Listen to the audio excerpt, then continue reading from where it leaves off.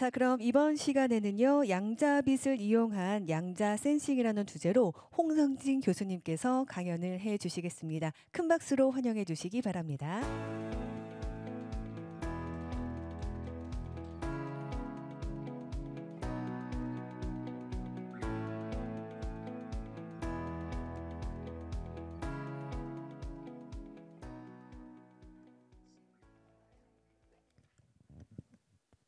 네, 안녕하세요. 저는 물리학과에 있는 홍성진이라고 합니다. 제가 이제 3월에 부임돼 가지고요. 이제 3일차입니다.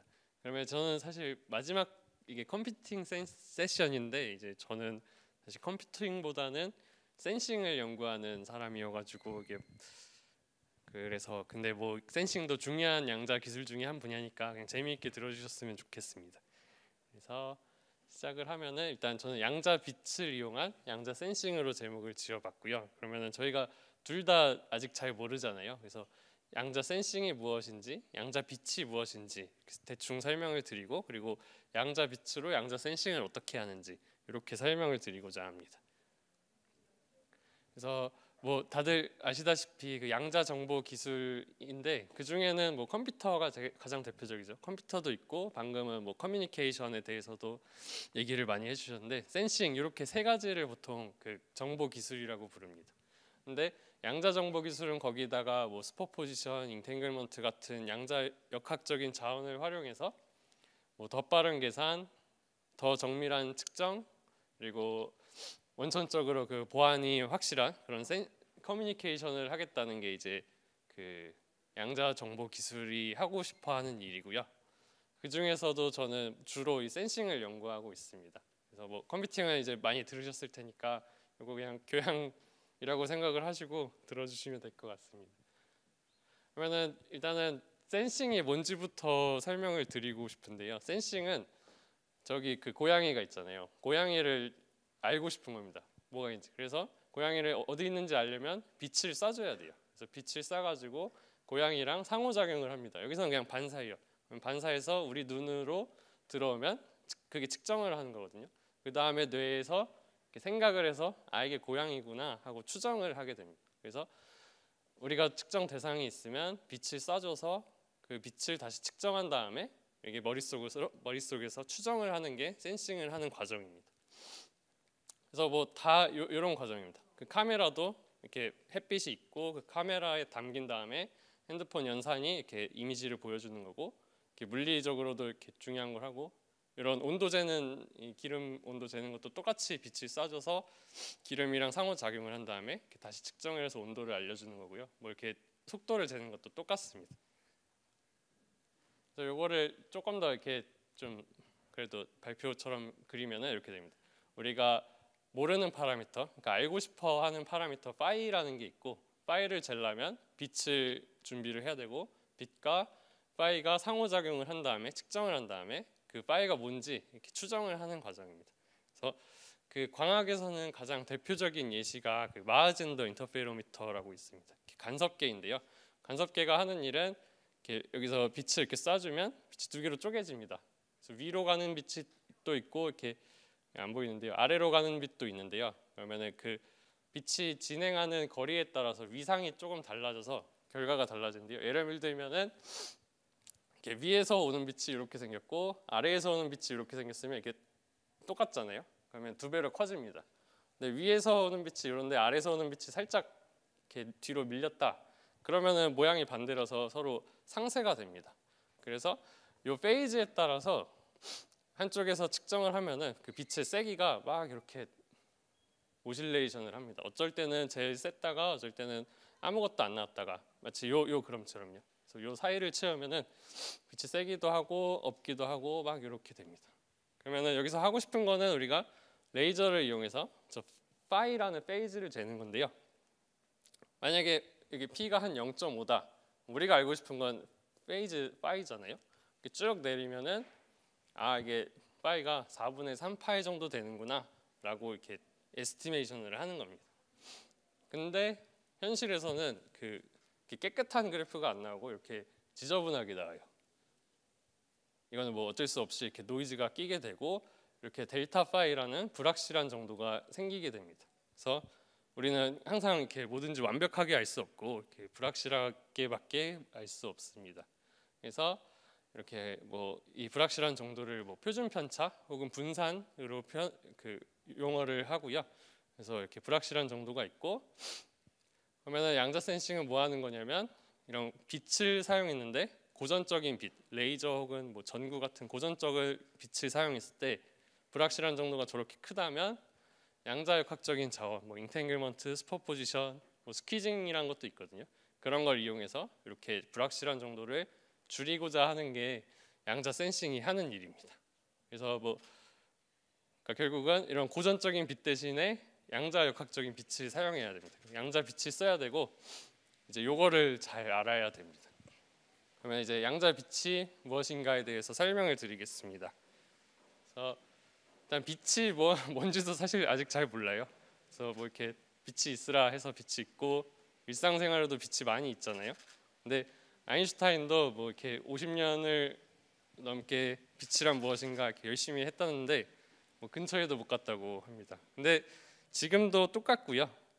근데 대신에 뭐 빛을 이해는 못하지만 이렇게 뭐 해석하고 사용은 할 수 있습니다.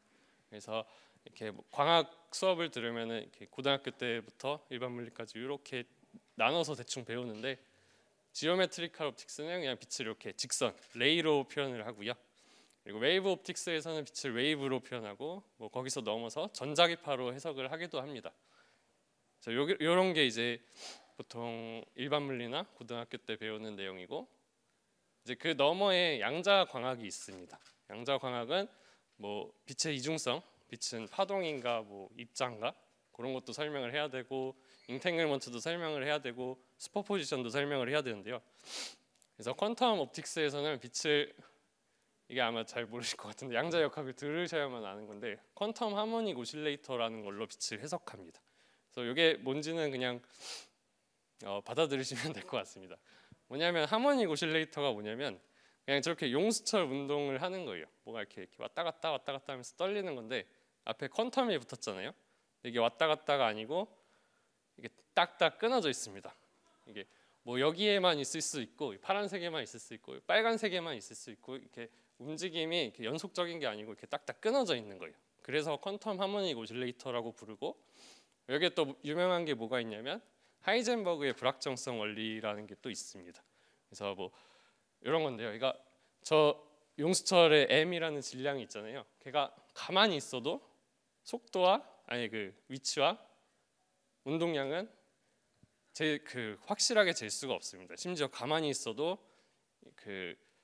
잘 못 잰다. 이런 게 하이젠버그의 불확정성 원리거든요. 그래서 뭐 이게 카툰인데 뭐 운동량을 너무 잘 알면 위치를 모르고 위치를 잘 알면 운동량을 모르는데 뭐가 됐든 둘 다 잴 수가 없습니다. 그래서 이런 게 퀀텀 하모닉 오실레이터인데요. 근데 양자역학에서는 빛을 이런 퀀텀 하모닉 오실레이터로 해석을 합니다. 그러니까 빛이 저렇게 전자기파가 저쪽에 있는데 얘를 잘 가둬놓으면은 걔도 이렇게 막 오실레이션을 하잖아요. 왔다 갔다 운동을 하는데 걔는 결국 이런 용수철 운동이랑 똑같이 해석을 할 수 있고, 용수철 운동에다가 퀀텀을 앞에 붙이면 얘가 이렇게 연속적인 게 아니고 이렇게 딱딱딱 끊어져 있는 이런 디스크리트한 에너지를 갖는다고 해석을 할 수 있는데요. 그래서 이제 요게 바로 포톤의 개수가 됩니다. 그래서 요 맨 아래 여기에 있다. 그러면 포톤이 없는 거고요. 포톤이 없는 거는 진공이라고 부르기도 하고 뭐 백큐음이라고도 부릅니다. 그래서 그 위로 한 칸 뛰어넘으면 이게 포톤이 하나 있는 거예요. 빛 알갱이가 하나 있는 거, 하나 더 위로 올라가면 포톤이 두 개 있는 거, 그래서 쭉 하면 뭐 n 개 있는 거, 이런 식으로 포톤의 넘버를 얘기를 할 수가 있습니다. 광자의 개수를. 그러면은 뭐 이게 대충 퀀텀 옵틱스에서 빛을 어떻게 해석하는가이고요. 그래서 이런 식으로 싱글 포톤, 뭐 이렇게 단일 광자를 정의를 했고, 그 다음으로 조금 다른 얘기를 해보겠습니다. 그 레이저는 뭐 요게 레이저고 이렇게 다 일상에 있잖아요. 근데 여기에 가운데 빔 스플리터라는 게 있는데, 빔 스플리터가 뭐냐면은 빛을 반으로 쪼개주는 거예요. 그래서 만약에 우리가 1mW라는 빛의 세기를 빔 스플리터에 넣어주면 절반은 반사하고 절반은 투과하게 됩니다. 그래서 반반씩 쪼개지겠죠. 근데 만약에 여기다가 싱글 포톤 하나를 집어넣으면 어떻게 될까요? 그러면은 얘가 쪼개져야 되는데 얘는 이미 더 이상 쪼개질 수 없는 애거든요. 그러면은 어떻게 될까 생각을 해보면 둘 중 하나를 생각할 수 있을 것 같아요. 얘가 그냥 A 쪽으로 가거나 B 쪽으로 가겠지, 둘 중 하나로 가겠지, 이렇게 생각을 할 수 있고, 그래서 뭐 A 쪽으로 갔거나 B 쪽으로 갔는데 이제 이미 갔는데 우리는 모르는 상황인 거예요, 어디로 갔는지를. 그런 상황이 있을 수 있고, A와 B에 동시에 존재하고 있다, 이런 게 중첩이거든요. 그러니까 얘랑 얘를 좀 그 차이를 아시겠나요? 얘는 동시에 존재하고 있는 거고, 얘는 A나 B로 갔는데 어디 갔는지 모르는 상황입니다. 이 두 가지를 구분을 해야 될 필요가 있고요. 그래서 아인슈타인은, 이게 엄밀한 얘기는 아닌데요, 아인슈타인은 이렇게 생각했어요. 이게 동시에 존재하는 게 말이 되냐, A에 있거나 B에 이미 있는 거고 그냥 우리가 모르는 거지, 이렇게 생각을 한 거고요. 이런 그 양자역학을 좋아하던 분들은 아니다, A와 B에 동시에 존재하고 있다, 이런 식으로 해석을 했습니다. 근데 그 엄밀한 건 아니에요. 그냥 편의상 이렇게 한 거예요.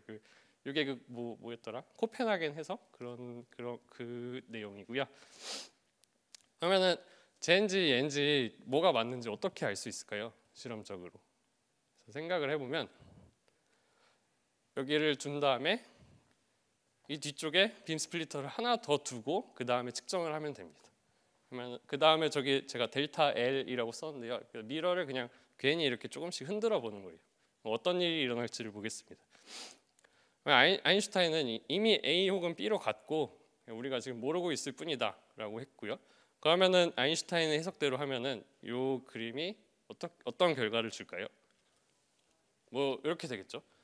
저게 50% 50%니까 뭐 이렇게 가서 A에 들어갈 확률이 25%, 이렇게 갈 확률이 25%, 뭐 저렇게 해서 뭐 A에 측정될 확률은 50%, B에 측정될 확률은 50%가 되겠죠. 그래서 제가 저 미러를 그 거울을 갖고 델타 L을 막 바꿔도 뭐 이게 바뀔 일은 없을 것 같습니다. 그냥 A에는 항상 50% 확률이고 B도 50%입니다. 그래서 뭐 측정을 만약에 A와 B라는 그 측정기에서 했다, 그러면 그냥 델타 L에 상관없이 그냥 항상 50%가 나올 것 같습니다. 근데 실제 실험은 어떻게 나올까요? 실제 실험은 델타 L을 막 바꾸면 A와 B에서 이렇게 나옵니다. 그래서 그냥 뭐 아인슈타인 해석이 맞다면 직선이 나와야 되는데 신기하게 이렇게 막 이렇게 오실레이션을 하게 됩니다. 그래서 요거를 갖고 이렇게 좀 계산을 해보면 이게 이미 하나로 나왔고 우리가 모르는 게 아니고 진짜로 동시에 존재하고 있었구나라는 거에 대한 그 증명이 되고요. 그래서 슈퍼포지션, 그러니까 중첩 상태는 그 존재하는 거다라는 거를 이제 광학으로 알 수가 있습니다. 그러면 이제 나아가서 저런 빔 스플리터에다가 저기도 하나 밑에도 하나 이렇게 동시에 쏴주면 어떤 일이 벌어질까요? 뭐 그 아실 수가 없습니다. 그래서 그 유명한 양자 그 간섭 현상인데요. 하나 써주면은 이렇게 케이스 1, 2, 3, 4 이런 네 가지 경우밖에 안 생길 것 같습니다. 뭐 반사, 투가, 반사, 투가, 반사, 이런 네 가지 말고는 없겠죠. 근데 신기하게 양자역학적인 효과 때문에 케이스 2와 케이스 3는 그 상쇄 간섭을 해서 사라져요. 그러면은 남는 거는 뭘까요? 케이스 1하고 케이스 4만 남는데, 그런 양자 상태는 이렇게 됩니다. A에 두 개가 있고 B에 아무것도 없거나 A에 아무것도 없고 B에 두 개가 있는, 그러니까 측정하기 전까지는 모르는데 두 개가 있는데 이렇게 항상 어느 순간 재면은 두 개만 있는 거예요. 한쪽에만 두 개가 있고 나머지는 없는 거예요. 그래서 이런 신기한 상태가 이런 얽힘 상태 중에 하나고요. 얘를 눈 스테이트라고 부릅니다. 그래서 뭐 A와 B라는 경로가 있고 포톤이 두 개가 있는데 측정하기 전까지는 어디 있는지 모릅니다. 근데 측정을 하는 순간 A에 모든 포톤이 모여 있고 B에 아무것도 없거나 A에 아무것도 없고 B에 다 모여 있는 두 가지 경우밖에 존재하지 않게 되고, 그래서 A에 n개, B에 0개, A에 0개, B에 n개 이렇게 수식으로 써서 이걸 그냥 n00n 눈 스테이트라고 부릅니다. 그래서 뭐 그냥 만약에 포톤이 고양이였으면은 알겠거든요. 이렇게 A와 B의 고양이가 있는데 어디 있는지 모르는데 측정을 하고 나면 한쪽에는 없고 이렇게 다른 쪽에만 존재하는 이런 상황이 되게 되는 겁니다. 예, 뭐 신기하죠? 예, 그래서 넘어가면은 다시 또 넘어가겠습니다. 아까 제가 말씀드린 게 빛은 결국 이런 퀀텀 하모닉 오실레이터다. 퀀텀 하모닉 오실레이터의 특성은 얘가 뭐 이렇게 디스크리트하게 움직이는 것도 그렇지만 가만히 있어도 위치도 모르고 운동량도 모릅니다. 그렇죠? 이게 하이젠버그의 불확정성 원리 때문에 그렇습니다. 근데 빛도 마찬가지예요. 빛이 저 0이라고 한 게 백큐이고 진공 상태, 정말 아무것도 없는 거거든요. 정말 아무것도 없는 건데도 빛도 불확실해요. 측정을 하면은 뭐 일렉트릭 필드라는 거를 측정하면은 그냥 아무것도 없으니까 0으로 나와야 될 것 같잖아요. 근데 측정을 하면은 요 하이젠버그의 불확정성 원리 때문에 막 이렇게 지글지글하면서 노이즈가 끼게 나와요. 요거를 백큐 플럭추에이션이라고 부르고 이렇게 뭐 그러니까 백큐이 정말 아무것도 없는 거예요. 그냥 허공에 이렇게 디텍터를 둬도 항상 에너지가 이렇게 떨리고 있습니다. 그래서 요거는 또 양자 광학이 아니면 설명이 안 되거든요. 네, 그렇습니다. 그러면은 백큐 정말 아무것도 없는 건데도 이렇게 노이즈가 있다. 이제 어떡하지? 해서 양자역학적으로 또 하나 하는 게 스퀴징이라는 겁니다. 스퀴징이라는 것을 이용해서 한쪽의 불확실한 정도를 확 줄이고 나머지는 커져야 됩니다. 왜냐하면 그 하이젠버그의 불확정성 원리를 만족해야 돼서. 그래서 저렇게 그냥 일정하게 노이즈가 있던 거를 어느 부분에서는 노이즈를 줄일 수가 있어요. 이런 식으로 스퀴징이라는 양자역학적인 효과를 이용해서 빛의 노이즈를, 빛이 아니죠, 그냥 아무것도 없는 백큐의 노이즈를, 진공 상태의 노이즈를 줄일 수가 있습니다. 그래서 다시 센싱으로 돌아가서 우리는 그 빛을 준비해서 상호작용하고 측정해서 추정을 하는데, 배운 게 이제 뭐 포톤 넘버 스테이트 그리고 스퀴 스테이트 이렇게 두 가지에 대해서 그냥 아주 간략하게 설명을 드렸고, 얘네 가지고 이제 센싱을 어떻게 하는지를 한번 보겠습니다. 예, 이 뒷부분은 제가 그냥 좀 학술대 이런 데서 하는 것처럼 준비를 해가지고 어려울 것 같아요. 예. 그러면 다시 넘어가면은 우리는 그 아까 이 마하젠더 간섭기에서 이 위상차를 재는 거고, 실제로 이렇게 막 노이즈가 있다고 말씀을 드렸잖아요. 예. 그러면 이 델타 파이의 그 한계는 무엇일까, 그거를 좀 살펴봐야 되는데요. 그래서 우리는 빛을 이렇게 써줘서 파이를 재는 겁니다. 우리가 준비한 건 빛이고 빛의 개수는 n이에요. 그리고 우리가 재는 건 파이입니다. 근데 하이젠버그가 계속 나오는데, 하이젠버그 위치와 운동량도 제대로 못 재지만 시간과 에너지도 동시에 잴 수 없다는 게 이게 막 전개를 하면은 결국 시간과 운동량도 제대로 잴 수 없습니다. 그래서 근데 시간과 에너지죠. 에너지는 여기 보면 포톤의 개수랑 상관이 있을 것 같고, 시간은 우리가 재려고 하는 파이랑 상관이 있습니다. 그래서 얘를 수식을 좀 바꿔보면은 이렇게 우리가 준비한 레이저의 개수와 우리가 측정하고 싶은 파이의 불확실한 그 정도가 또 하이젠버그의 불확정성 원리를 따르게 됩니다. 그래서 근데 우리는 지금 얘를 구하고 싶은 거잖아요. 델타 파이. 델타 파이를 줄이는 게 목표잖아요. 그래서 이렇게 쑥 하면은 이렇게 됩니다. 그래서 우리가 측정하고자 하는 파이의 불확실한 정도의 최소값은 우리가 준비한 빛의 그 불확실한 정도분의 1 이렇게 되고요. 얘는 하이젠버그의 불확정성 원리에서 온 거기 때문에 양자역학이 맞으면 얘는 그냥 정말 근본적인 한계입니다.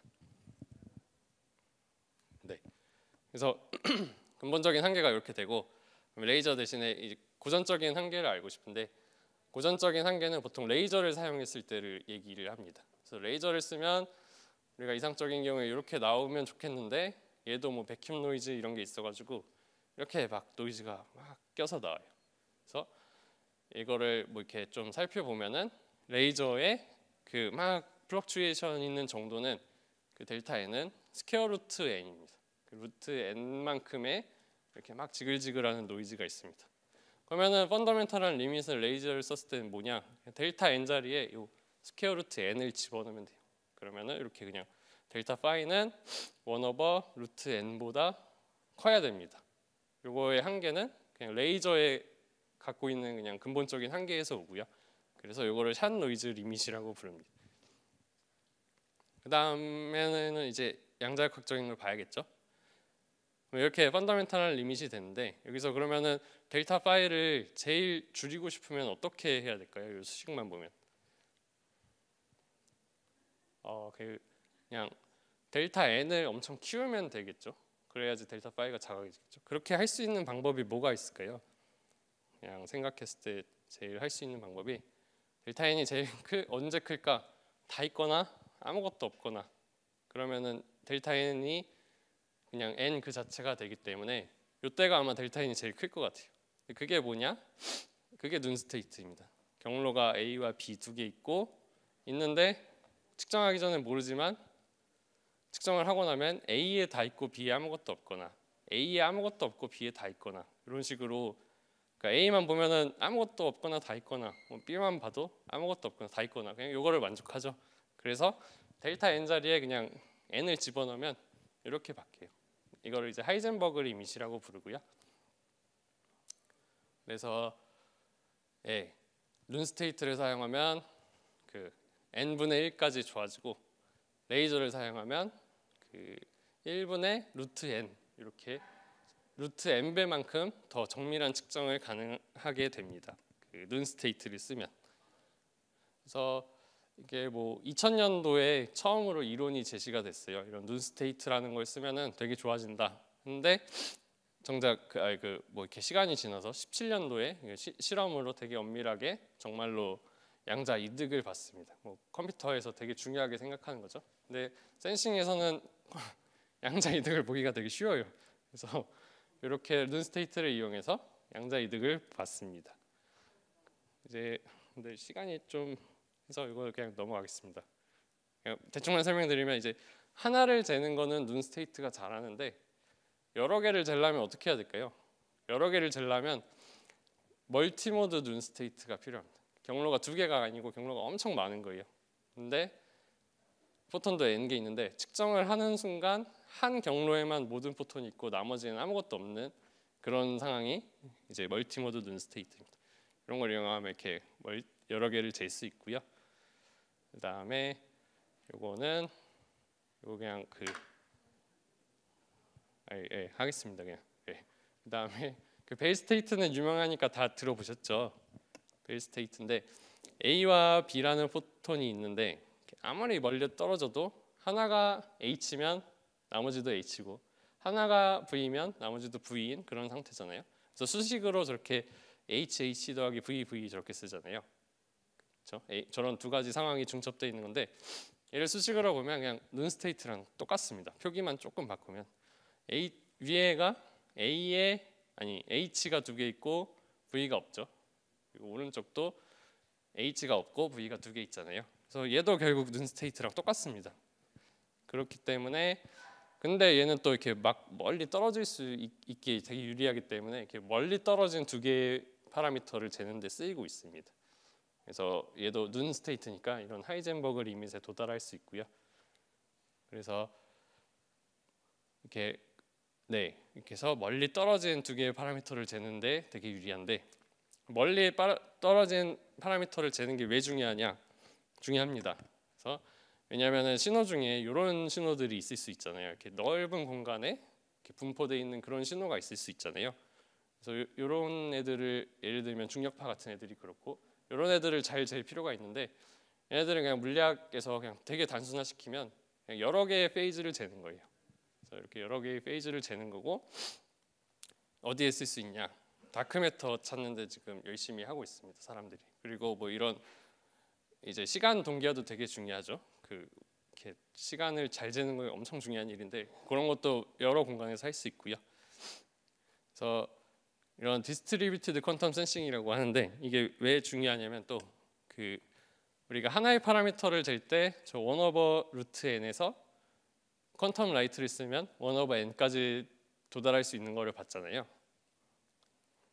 이거를 뭐 하이젠버그 스케일링이 있다고 하는데 이 파라미터를 여러 개 재야 된다. 그럼 우리가 할 수 있는 일은 그냥 퀀텀 라이트를 여러 개 준비하는 거라고 일단은 생각을 할 수 있는데 하나 더 할 수 있습니다.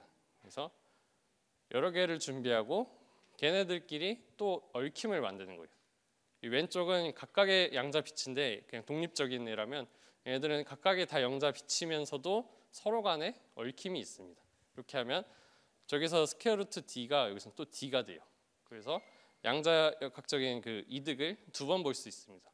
루트 n이 n이 되고 루트 d가 d가 됩니다. 그래서 두 번의 양자 이득을 얻을 수 있기 때문에 그 연구가 되게 많이 되고 있고요. 그래서 뭐 이렇게 이런 걸 하기 위해서 얽힘 상태가 필요합니다. 그래서 벨 상태를 넘어서 GHG 상태라고 하는데 여기 뭐 사람 이름 따온 건데요. 이렇게 보통 두 개가 아니고 세 개가 얽혀 있는 경우, 이렇게 세 개 이상이 얽혀 있는 경우, 이런 걸 GHG 스테이트라고 하는데요. 이런 식의 연구가 많이 되고 있습니다. 네, 그리고 요거를 조금 네, 빨리 해보도록 하겠습니다. 그래서 아까 스퀴징이라는 거 말씀드렸잖아요. 이렇게 진공에서도 노이즈가 있는데 걔를 줄이는 건데, 네, 그냥 해보겠습니다. 근데 이제 레이저를 이런 위상 공간이라는 데 표현을 할 수가 있거든요. 그래서 X와 P가 뭐냐면 그냥 포지션과 모멘텀이에요. 그래서 포지션과 모멘텀은 같이 정확하게 잴 수 없기 때문에 뭐 대충 이렇게 그리는데요. 이런 스퀴징이라는 걸 이용해서 불확실한 정도를 이렇게 확 줄일 수가 있습니다. 그래서 이 위상 공간에서 빛을 표현하는 이유는 저 원점에서부터의 거리 알파가 빛의 세기를 의미하고 이 파이 각도가 빛의 위상을 얘기합니다. 그래서 이렇게 싱글 페이즈를 재는 거를 이런 위상 공간에서 표현하면 이렇게 되거든요. 그래서 이 파이가 빛의 위상이라고 말씀을 드렸기 때문에 저 델타 파이가 저렇게 저만큼의 그 불확실한 정도가 있는 거예요. 그래서 이렇게 되고 스퀴징을 우리가 원하는 방향으로 했다. 그럼 이렇게 델타 파이가 확 줄어들잖아요. 그래서 스퀴징을 한 만큼 우리가 위상 측정의 불확실한 정도를 줄일 수가 있습니다. 그래서 뭐 이렇게 그냥 고전적인 빛을 하면 이게 실험 결과거든요. 요 파란 색깔 클래시칼이라고 써 있는데도 저 가운데 199 근처에 있는 이렇게 피크가 있어요. 저희가 그게 우리가 원하는 시그널인데 노이즈가 너무 커서 있는지 없는지 좀 애매합니다. 근데 스퀴징을 이용해서 노이즈를 확 줄여서 저렇게 시그널이 선명하게 있는 것을 확인을 할 수가 있습니다. 네, 그래서 이렇게 원리를 딱 찾았죠. 노이즈를 이렇게 줄여가지고 할 수 있습니다. 얘를 이제 실제로 어떻게 쓸 수 있느냐, 이렇게 쓸 수 있는데요. 저거는 뭐 제가 계속 말씀드린 마하젠더 간섭계잖아요.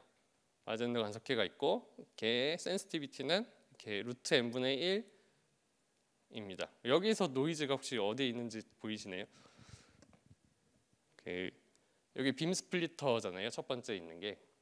근데 여기로 지금 베큐um 노이즈가 계속 들어가고 있습니다.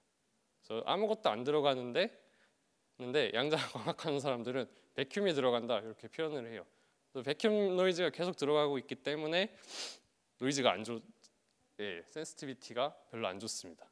그래서 어떻게 하냐? 이 안 쓰는 포트에다가 스퀴즈드 베큐um을 집어넣습니다. 그러면 센시티비티가 더 좋아집니다. 이런 식으로 활용을 하고요.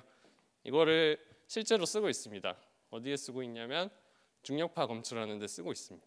그래서 중력파 검출기가 그 2017년에 노벨상을 받았는데 얘는 아주 큰 간섭계이고요.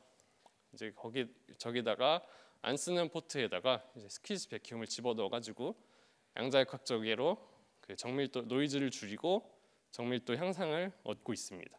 그래서 여기서 빨간색이 그 고전적인 거고 파란색이 스퀴즈 베큐움을 집어넣었을 때입니다.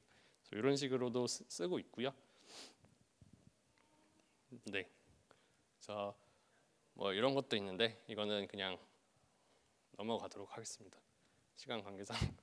그래서 결론을 말씀드리면은 양자 빛을 이용하면은 센시티비티를 좋게 만들 수 있습니다. 그게 퀀텀 센싱에서 하는 일이고요. 그리고 제가 오늘 더 많은 종류가 있지만 오늘 말씀드린 거는 뭐 눈 스테이트라는 얽힘 상태, 벨 스테이트, 스키 스테이트라는 이런 신기한 양자 상태를 사용해가지고 정밀도 향상을 얻을 수 있고요. 그리고 제가 이제 3월 와서 이틀 됐는데 마지막으로 제가 그 하고 싶은 일에 대해서 간략히만 소개를 드리면 저희 연구실은 이제 그 빛과 원자 간의 인터랙션을 이용해서 이런 스퀴즈 스테이트도 만들고 뭐 잉탱글드 스테이트도 만드는 연구를 하고 있고 할 예정입니다. 그래서 빛과 이렇게 원자를 잘 하면은 이런 걸 만들 수 있거든요. 만들 수 있고 얘네들을 이제 이용해 가지고 재밌는 샘플을 찍으면 되는 거예요. 그래서 뭐 라이다 같은데 사용할 수도 있고, 근데 저거는 지금은 되게 초기 단계여서 재미만 있는 정도고요. 뭐 마이크로스코피 같은 거를 해가지고 더 뭐 선명도를 높인다거나 그런 일을 할 수도 있고, AFM이라고 이것도 마이크로스코피인데 그런 데 활용할 수도 있고요. 그리고 뭐 이런 게 있는데 이렇게 물질의 특성을 더 잘 재는데 사용을 할 수도 있습니다. 그래서 이런 연구를 지금 수행하고 있고 할 예정입니다. 그러면은 여기서 마치도록 하겠습니다. 예, 감사합니다. 네, 교수님 감사합니다. 네, 마찬가지로 저희 질의응답 시간 갖도록 하겠습니다. 질문 있으신 분들 손 들어주시면 마이크 전달해 드리겠습니다. 네, 가운데 쪽으로 마이크 드릴게요.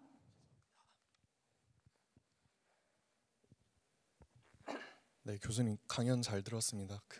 아까 제가 궁금한 거는 빔 스플리터에서 노이즈를 줄이는 방법으로 안 쓰는 곳에 스키즈드 배큐음을 써서 노이즈를 줄인다고 하셨는데, 그러면은 스키즈드 배큐음을 쓰기 전에는 배큐음 자체에 노이즈가 있는 거잖아요. 근데 어떻게 거기에 스키즈드 배큐음을 쌌는데 그 이전 배큐음의 노이즈가 사라질 수가 있는 건지 그게 궁금합니다. 네, 그 배큐음에 이렇게 들어가고 계속 있잖아요. 그 안 쓰는 포트에 배큐음이 들어가고 있고, 그 배큐음에 결국 배큐음 노이즈를 만드는 건데 배큐음을 스퀴징 하는 겁니다. 그러면 그 들어가고 있는 배큐음이 스퀴즈 배큐음으로 바뀌면서 노이즈가 줄어들어요. 그렇게 이해를 하시면 될 것 같습니다. 근데 그 배큐음이라는 거는 그 자체만으로 그냥 아무것도 없는 상태를 말씀하시는 거 아닌가요? 그거를 이제 압축을 할 수가 있습니다. 직관적이지 않죠. 네, 답변이 되셨을까요? 네, 혹시 또 다른 질문? 네, 뒤쪽으로 마이크 드리겠습니다. 네, 마이크 가지고 계시다가 답변 들으시고 추가 질문 더 하셔도 됩니다. 네, 교수님. 강연 흥미롭게 들었습니다. 궁금했던 게 아까 스퀴즈드 배큐음을 만들어서 이제 그런 노이즈를 줄인다고 하셨는데, 그러면 측정하려는 센서에서 측정하려는 이제 목표에 따라서 스퀴즈드 배큐음을 조절하는지에 대해서 궁금합니다. 네, 일단은 많이 할수록 좋고요. 근데 그게 또 어렵습니다. 그래서 기술적으로 현재 그 세계 기록이 15dB라고 dB 스케일을 쓰는데 15dB면은 몇 배죠? 한 10배인가?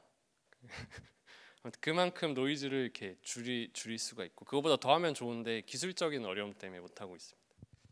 네, 그러면 혹시 많이 한다는 게 실제로 스퀴즈 배큐음을 최대한으로 줄인다는 건지, 아니면 각 목표치, 그러니까 목표로 하는 거에 따라서 그걸 조정을 하는 건지가 궁금합니다. 많이 할수록 좋습니다. 네. 예. 감사합니다. 네, 고맙습니다. 자, 이번에는 마이크 맨 앞쪽으로, 네, 맨 앞쪽에 다시 손 한 번만 들어주시겠습니까? 네, 마이크 드릴게요.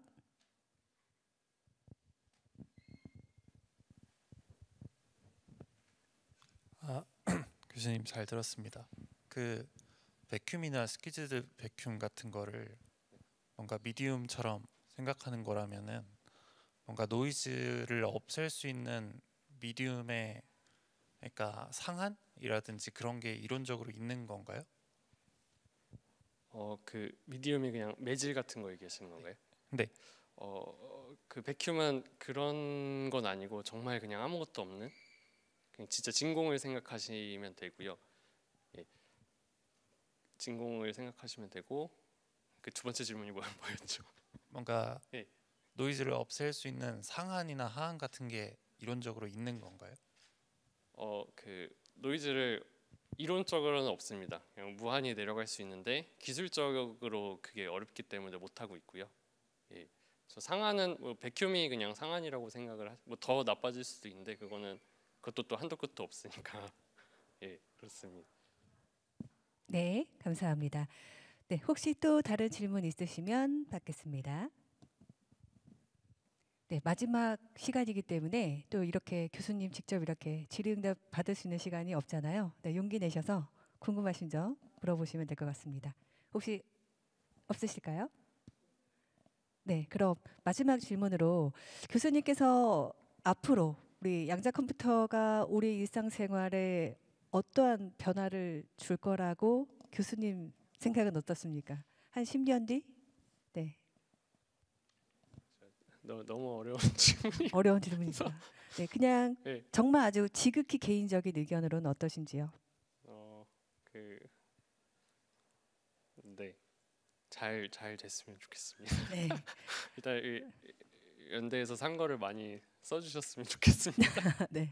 지금 저희가 좀 앞 뒤에 있는 이제 백월에 우리 학생분들과 여러 가지 많은 분들에게 공통 질문을 드렸어요. 10년 후에 양자 컴퓨터가 우리 시대를 어떻게 변화시킬 것인가. 근데 어찌 보면 교수님처럼 아직은 좀 막연한 그런 생각들이 막 이렇게 붙어 있더라고요.